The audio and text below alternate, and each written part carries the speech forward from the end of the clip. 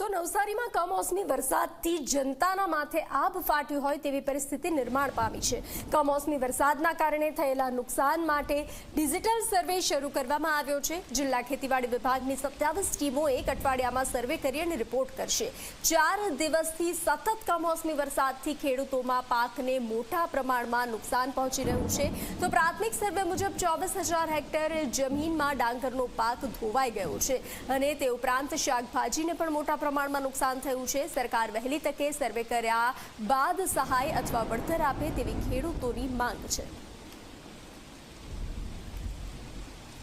October માસના અંતમાં જે કમોસમી વરસાદ આવ્યો હતો તેમાં નવસારી જિલ્લાની અંદર મુખ્ય ડાંગર પાકને અસર થઈ હતી। વિશેષ સર્વે કરવા માટેની અમે ટીમોની રચના કરી છે। જિલ્લાની અંદર 27 ટીમો બનાવી છે અને આજથી ટીમો દ્વારા સર્વેની કામગીરી શરૂ કરવામાં આવી છે।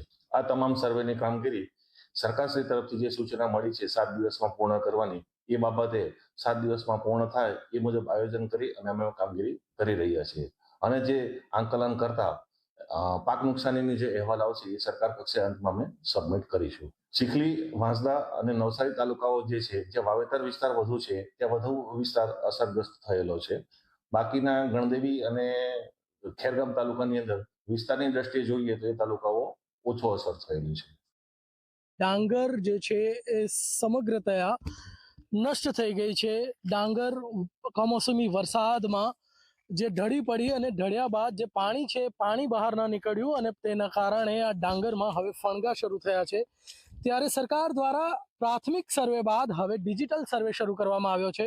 ખાસ પ્રકારની એપ બનાવવામાં આવી છે અને આ એપ્લિકેશન દ્વારા જે છે એ ખેડૂતોના ખેતરોમાં જઈને એક્ઝેક્ટ નુકસાન જે છે એને ચકાસવામાં આવી રહ્યું છે અને એના માટે જે 5 ટીમો જે છે એમાંની એક ટીમ અત્યારે આપણી પાસે છે, એમની સાથે વાત કરીશું। શું પરિસ્થિતિ છે હાલ? તો ડાંગરમાં વ્યાપક પ્રમાણમાં નુકસાન છે જ અને ઘણા બધા ફિલ્ડો ચેક કર્યા છે। 33% કરતાં વધારે નુકસાનનું ડાંગરમાં ખરેખર છે। જે એપ્લિકેશન બનાવી છે એક સિમ્પલ જ છે અને લગભગ કાલે એનું એકવાર ટેસ્ટિંગ પણ ગઈકાલે થઈ ગયું હતું।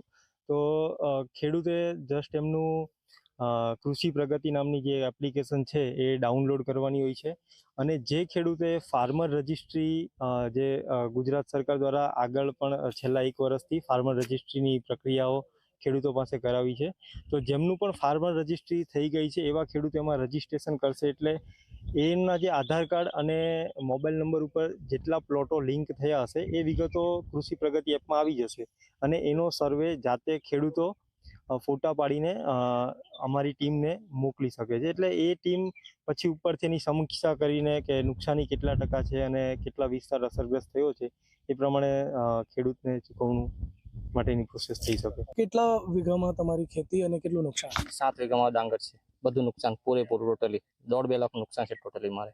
મારે સરકાર પાસે એવી અપેક્ષા કે પૂરેપૂરું વળતર આપો તેવું માંગણી કરું છું। કોઈ ખેડૂતે જેમ વિસ્તાર અધિકારી કોઈ બી ત્યાં નહીં જઈ શકે તો ખેડૂત જાતે જઈને પણ આ વસ્તુ કરી શકે, એ સારી છે।